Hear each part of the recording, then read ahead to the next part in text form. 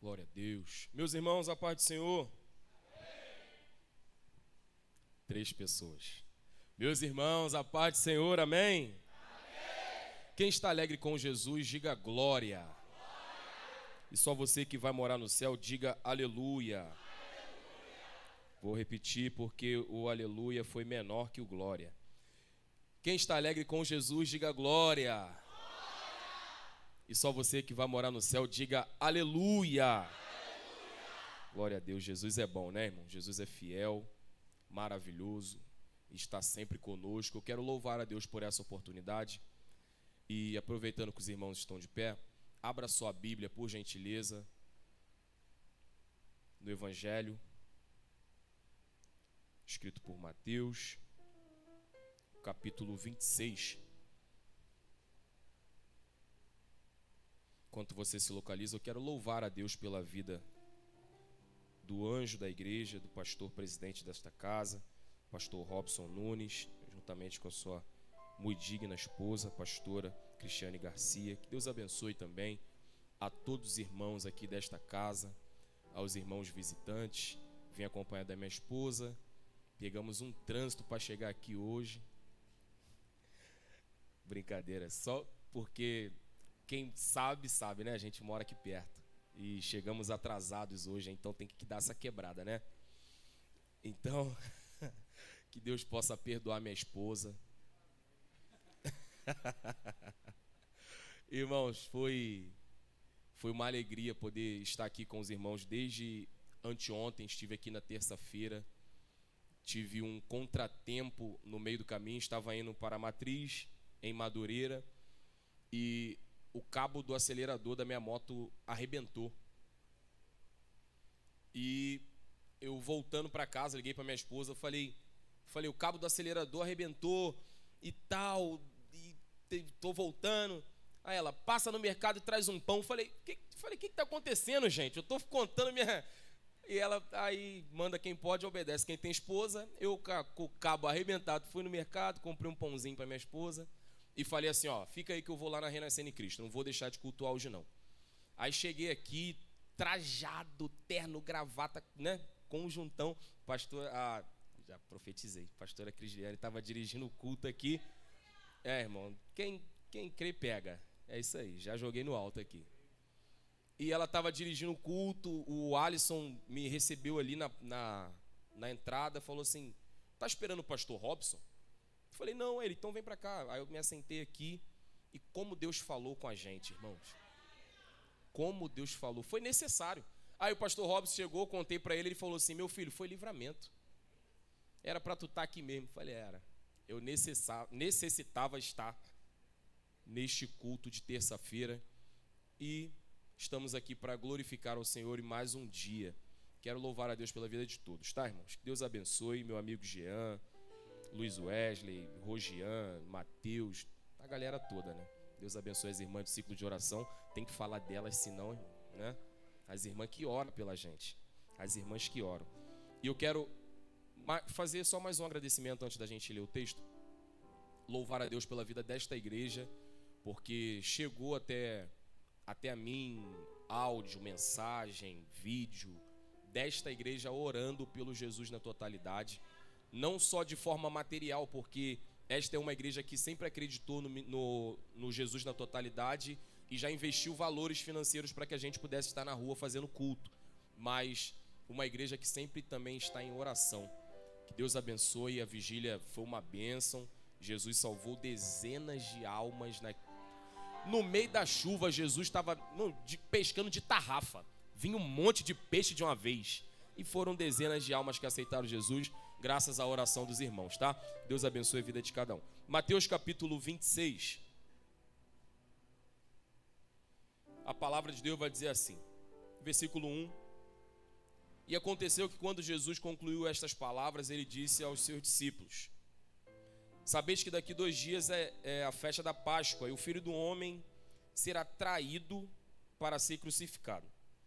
Então se reuniram os principais sacerdotes, os escribas e os anciãos do povo, no palácio do sumo sacerdote, o qual se chamava Caifás, e consultaram-se entre eles para que pudessem prender Jesus com astúcia para matá-lo. Mas eles disseram: não durante o dia da festa, para que não haja alvoroço entre o povo. Ora, estando Jesus em Betânia, na casa de Simão o leproso, aproximou-se dele uma mulher com um vaso de alabastro com unguento muito precioso e derramou sobre sua cabeça, estando ele reclinado à mesa. Mas vendo isto, os seus discípulos indignaram-se, dizendo: qual o propósito deste desperdício? Glória a Deus. Você pode se assentar glorificando ao Senhor.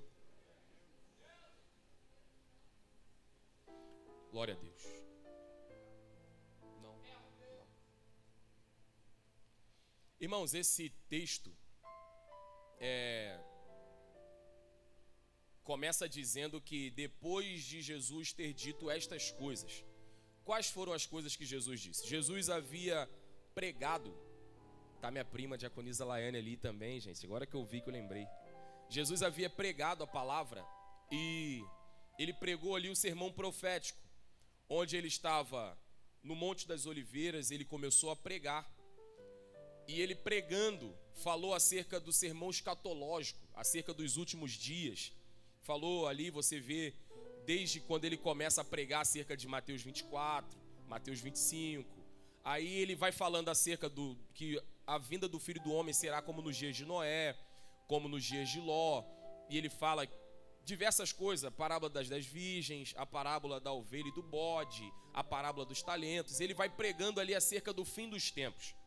E no capítulo 26 é um capítulo que o Espírito Santo de Deus já havia me mostrado, um capítulo no livro de Mateus, que eu intitulei como o capítulo da maturidade, que é o capítulo 14, que é onde Jesus se manifesta de várias formas humanas, nos mostrando níveis de maturidade como crentes. Só que no capítulo 26, nós vemos aqui um cenário onde nós temos que nos comportar de forma madura, porque não só Jesus estava ensinando, mas o mundo, a cultura, as coisas estavam indo de mal a pior. E nós estamos lendo aqui que Mateus ele discorre falando: naquele tempo se levantou os principais sacerdotes, os escribas, os anciãos do povo, foram todos eles para o palácio do sumo sacerdote e consultaram entre eles de forma astuta como iriam prender Jesus para que pudessem o matar. Perceba que nós estamos falando da cúpula, nós estamos falando daqueles que estavam no mais alto nível de religiosidade, nós estamos falando daqueles que, humanamente dizendo, era a referência espiritual que o povo poderia ter. Nós sabemos que os principais sacerdotes, eles eram aqueles que Deus havia separado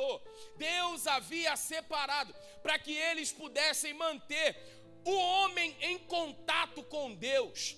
Só que nesse tempo os sacerdotes haviam se corrompido e eles já não haviam mais eles já não mantinham mais o povo ligado ao homem, mas mantinha o povo ligado a eles. Eles faziam de tudo para não prender o povo a Deus, mas prender o povo a eles mesmos. Então você pensa, o sacerdote que era para fazer a religação, para religar, de religare, palavra do grego, que vem a palavra religião. Religião significa religar o que está na terra com o que está no céu. Então eles tinham a responsabilidade de pegar o que estava na terra e fazer com que chegasse ao céu.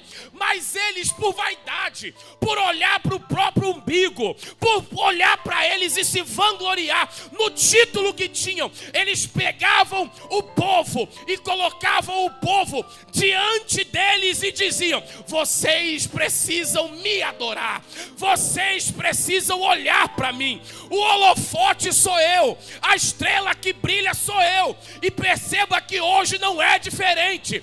O que tem de sacerdote trazendo todo o monopólio para ele, trazendo toda a vitrine para ele, trazendo todo o brilho para ele. Só que Jesus está agindo com maturidade, mesmo quando o sacerdócio se corrompe.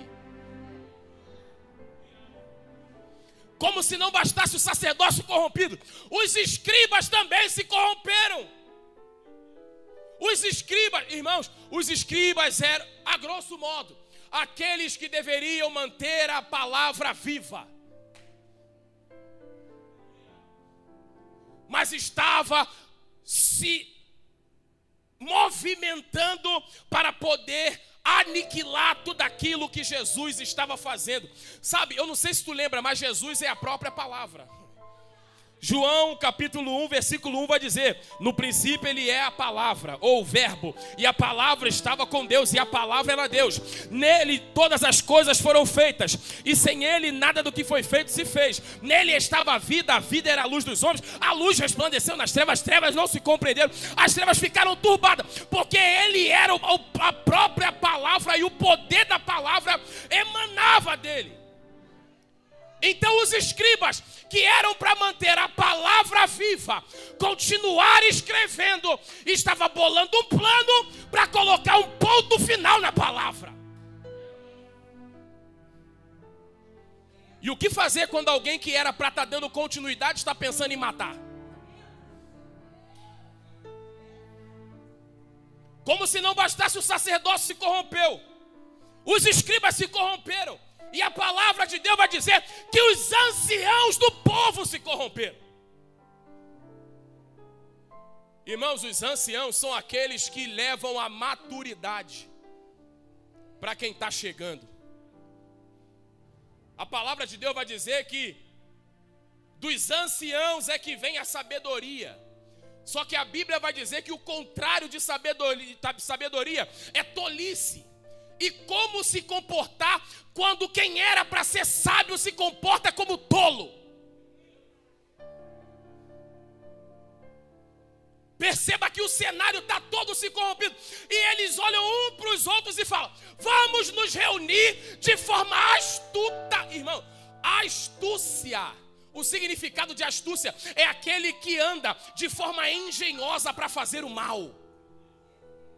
Daquele que arquiteta, daquele que planeja, daquele que vem de forma sagaz para poder construir maldade. Eu estou falando de quem era para guardar, está expondo. De quem era para poder socorrer, está colocando na fragilidade. E vai se reunir onde? Na casa do sumo sacerdote, no palácio do sumo sacerdote. Qual deles? Caifás. Por que qual deles? Eu não sei se tu sabe. O sumo sacerdote era levantado um por vez. Sumo sacerdote só havia um. E por que no tempo de Jesus tinha dois? Porque naquele tempo o sacerdócio estava sendo comprado a preço de ouro. Se eu pago, eu tenho cadeira.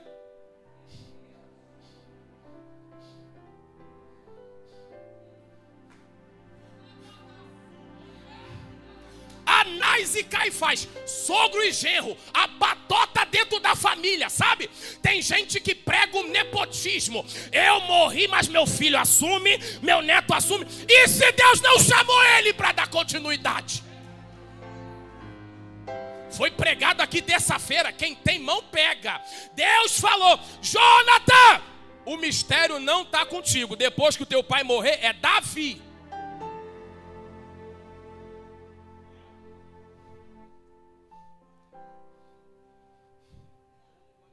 Sumo sacerdote, aquele que tinha a responsabilidade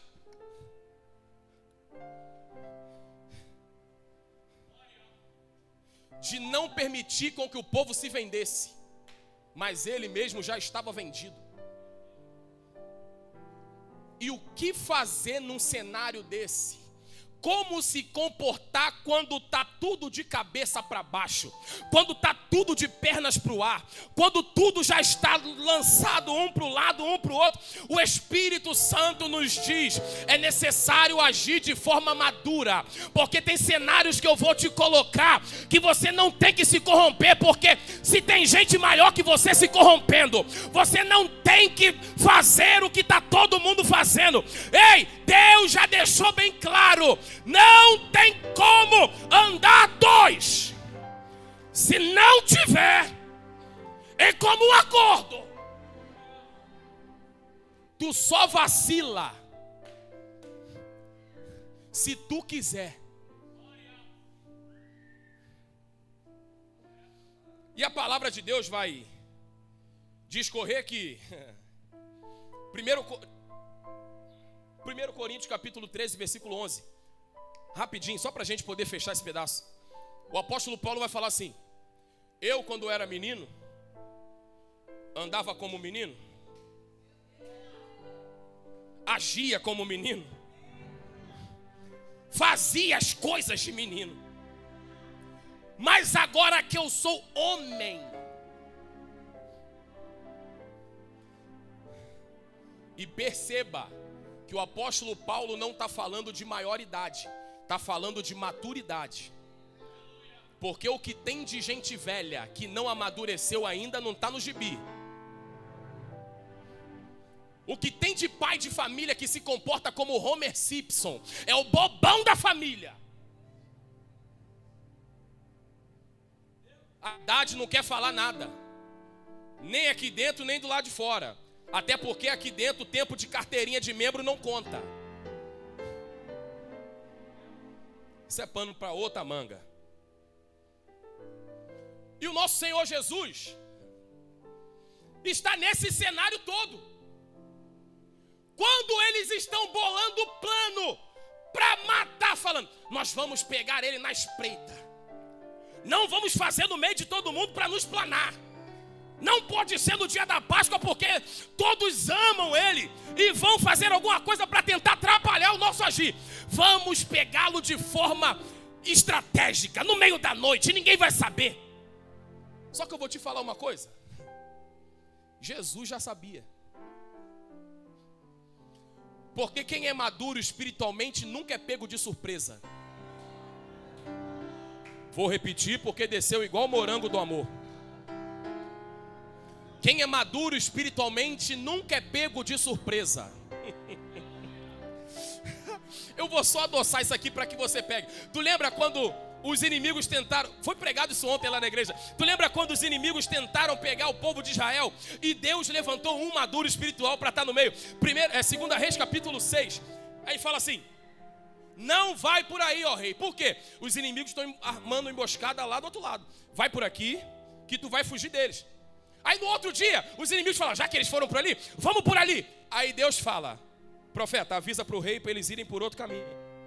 E os inimigos procuram do outro dia e não acham. Aí eles falam assim, não é possível. Tem alguém no nosso meio que está contando essa história. Tem algum informante aqui dentro. Tem alguém que está andando com a gente, mas não guerreia do nosso lado. Aí um deles falou assim, ó rei, tu não sabe? Lá em Samaria tem um profeta que até mesmo quando tu está deitado pensando no que fazer, Deus já revela para ele. Então quem é maduro espiritualmente, o diabo bola um plano, mas tu vai estar sempre na frente. Tu vai estar sempre na frente.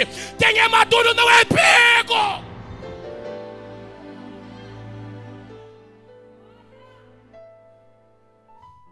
Só que tem gente que acha que essa situação é para poder paralisar o propósito. Só que tem situação que Deus permite que passemos não para paralisar o propósito, mas para alinhar a vontade dele à nossa. Olha o que está acontecendo aqui. Jesus, não sabendo, entre aspas, que eles estavam lá na recâmara secreta falando o que quer fazer, o que quer fazer, o que quer fazer. Jesus estava em Betânia, recebendo de uma mulher um banho de azeite. Era um perfume raríssimo, era alabastro. Enquanto eles estão falando, vamos pegar, vamos matar, vamos pegar de surpresa, ele não vai saber, vai ser pego de surpresa. Jesus já estava recebendo óleo. E ele fala, esse óleo aqui é porque eu já estou sendo preparado para ser morto. Pastor, não estou entendendo. Enquanto eles estão em casa pensando o que vai fazer, Jesus já está se preparando para tudo aquilo que ele iria cumprir. Eu preciso repetir isso aqui porque tem gente que só pega quando é chave de carro. Tem dores que não é para tua queda. Tem dores que não são para te paralisar.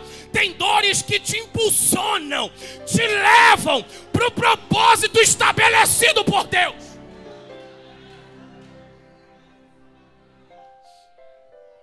Tem gente que não vai estar no mesmo propósito. Isso é fato. Aí a gente entra em um outro cenário que me chama a atenção. Perceba, irmão, aqui não tem isso não. Mas tem lugares que se levantam sempre o medidor de culto.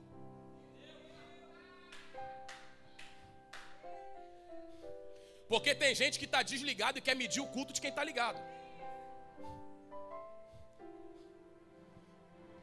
A mulher derramou aquele perfume sobre Jesus.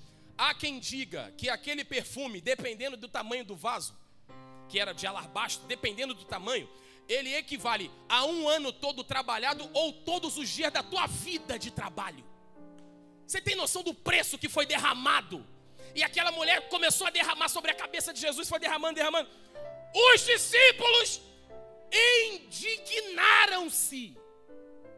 Percebe essa expressão? Os discípulos indignaram-se com a entrega da mulher.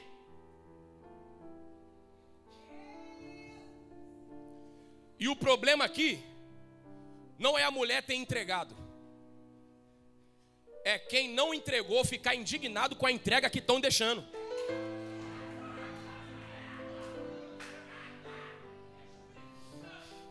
O problema é você parar para analisar que tem gente que não entende a tua entrega e quer ficar indignado. Para que tu tá fazendo isso tudo? Para que tu tá pegando o envelope da campanha? Eu tô indignado contigo. Por que tu tá entrando nisso? Por que tu tá semeando de novo? Por que tu tá fazendo de novo? E Deus está dizendo, quem não entende a tua entrega vai ficar indignado com o teu resultado também. Irmão, pega isso daqui. Vai descer igual o Giló, mas fica tranquilo.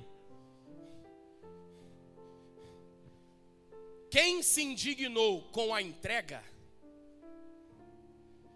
não poupou tempo para fazer a venda. Ou tu se esqueceu das 30 moedas de prata? Aquele que falou, não tem como tu pegar isso.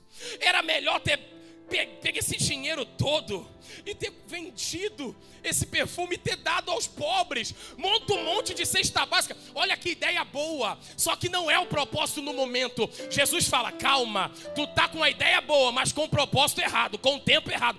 Os pobres tu sempre terá contigo, mas eu não, eu tô indo pro meu pai. Quem não tem discernimento espiritual não entende o momento. Tem gente que está achando que é tempo de cesta básica e Deus está falando, é tempo de dobrar-se. E aquele que falou, não vale a pena você fazer isso tudo por ele. É claro, ele já estava bolando um plano para vender Jesus. É por isso que ele se indigna com a entrega que nós temos. Porque o propósito dele não é entregar, é vender. E existe uma diferença de entregar e de vender. Eu posso chegar aqui e entregar a minha oferta. Mas tem gente que vem aqui e quer vender a oferta. Ou tu está achando que eu me esqueci do sumo sacerdote? Obrigado, Espírito Santo. Acabei de lembrar. O sumo sacerdote era aquele que era para guardar o povo, para que o povo não se vendesse. Ele não só se vendeu para o sistema, como também colocou um monte de coisa para vender dentro do templo. Agora, quer adorar? É só pagar para comprar a tua adoração. Não precisa a adoração vir de casa, não. Porque a tua adoração de casa no meio do caminho pega muita poeira. Faz o seguinte: chega aqui no templo e compra o bezerro comigo. E a casa do Senhor foi se tornando casa de comércio. É por isso que ele veio com chicote, azorrague, e veio quebrando tudo, jogando tudo para o alto. Porque a palavra de Deus vai dizer que ele não suportava ver isso. Mas o sumo sacerdote aceitava. E eu quero dizer aos irmãos, eu não vim pregar para tu pular, mas eu vim pregar para tu firmar, irmão. Depois da palavra dessa, tu está proibido de desviar. Deus está te mostrando os bastidores, a maracutaia toda, tudo aquilo que estava escondido. Deus está te revelando para tu saber. Haja de forma madura, mesmo nos cenários corrompidos.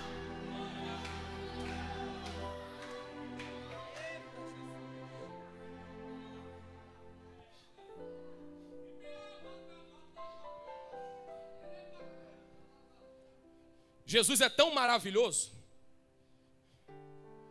que mesmo passando por tudo isso, ele sabia. Mas ele também sabia que ele precisava passar. Porque já que o povo não estava entregando um sacrifício direito, ele se colocou como sacrifício perfeito. Já que o sacerdote escolheu ajuntar cinzas para apagar o fogo do altar, ele falou: não tem problema, derrama óleo sobre essa lenha, que eu vou me manter queimando lá no Calvário, lá no altar, no auge, no palco do amor. O fogo vai se manter aceso. Vão tentar me arrancar de lá, mas eu só saio de lá depois do tetelestai. Está consumado, está consumado.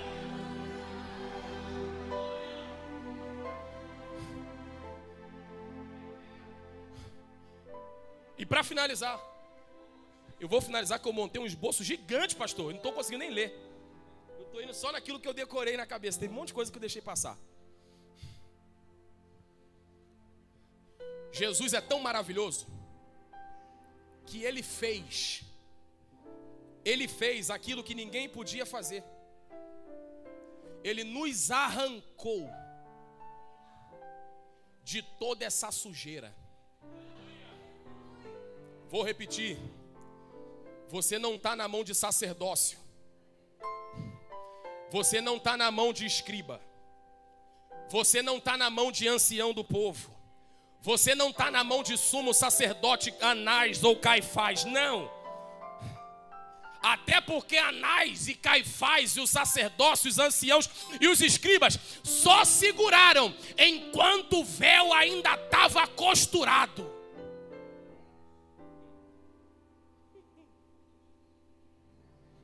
Mas em Mateus capítulo 27, vai dizer que depois dele se colocar como o próprio sacrifício perfeito, de pagar todo o preço, e vai dizer que ele disse: está consumado. Pai, em tuas mãos eu entrego o meu espírito. E imediatamente. Se não tivesse escrito, eu não ia ficar pregando lorota para vocês, não. Está escrito: o véu do templo se rasgou. Mas não foi de baixo para cima.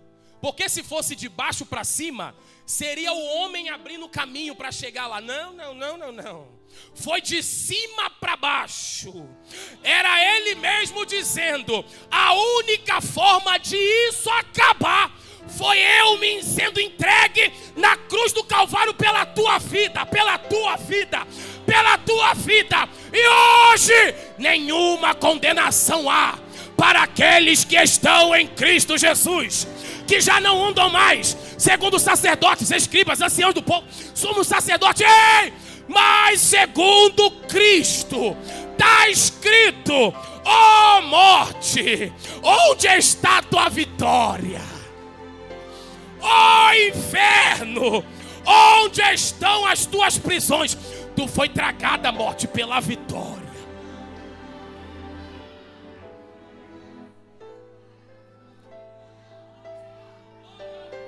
Se coloque de pé, por gentileza.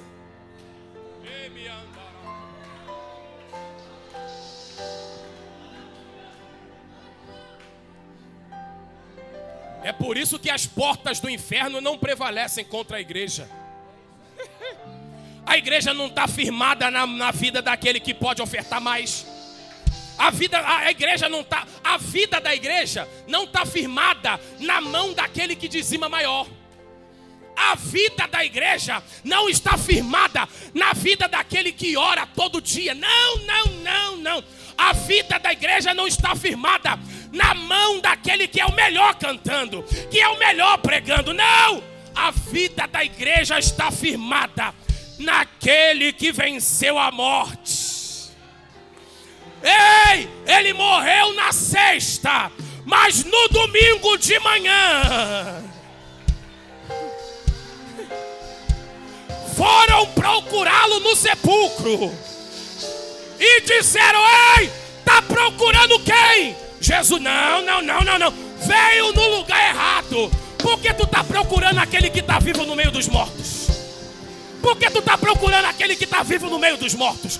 Ele não está aqui, porque já ressuscitou. Ei, essa crise só te leva para o alinhamento. Essa dor só te leva para o alinhamento de Deus. Suporta mais um pouco, aguenta mais um pouco, fique firme mais um pouco, chore mais um pouco, mas chegará o dia em que tu vai voltar, trazendo contigo todos os seus molhos.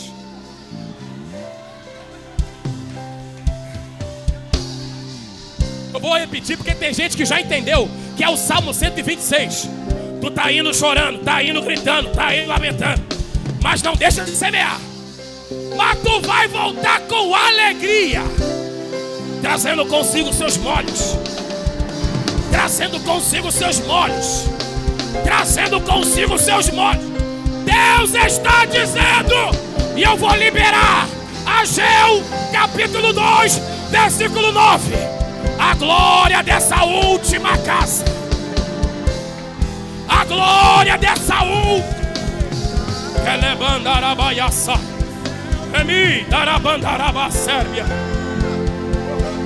será maior do que a da primeira. Crês tu nisso? Crês tu nisso? Eu vou orar pela tua vida.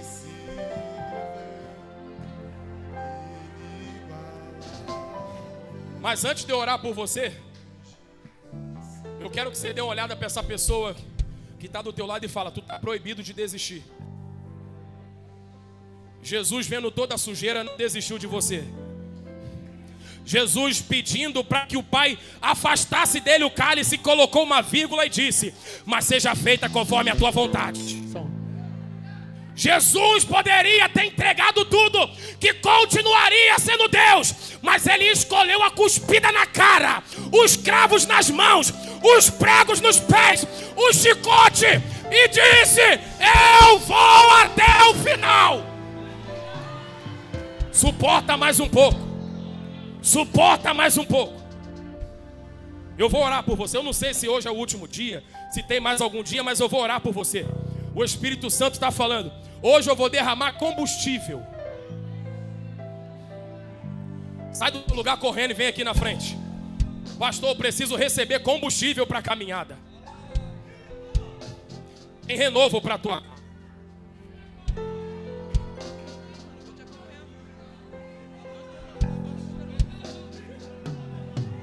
Uns confiam em carros, outros confiam em cavalos, mas nós confiamos no Senhor e faremos menção do teu nome. Está escrito: uns se encurvam e caem, mas nós estamos de pé e prevalecemos. É Ele quem nos sustenta. É Ele quem nos sustenta. É Ele quem nos sustenta. É Ele quem nos sustenta. Isso. Já tem gente dobrado aqui diante do altar. Já tem gente chorando, gente orando. E eu queria que tu ligasse nesse momento. Isso, liga agora, liga agora, liga agora, liga agora.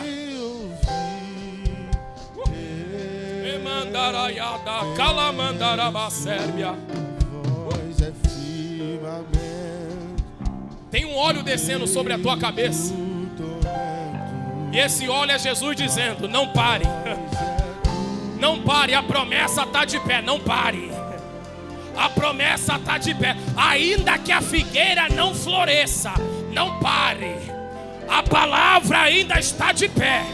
Ainda que não haja fruto na vide, não pare. A palavra ainda está de pé.